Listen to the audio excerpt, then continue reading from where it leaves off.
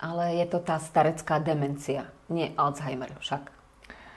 Termín starecká demencia je tak všeobecne používaný ľudový výraz pre zabúdanie vo vyššom veku akéhokoľvek typu, ale v skutočnosti v 60 až 80% sa naozaj jedná o Alzheimerovú chorobu.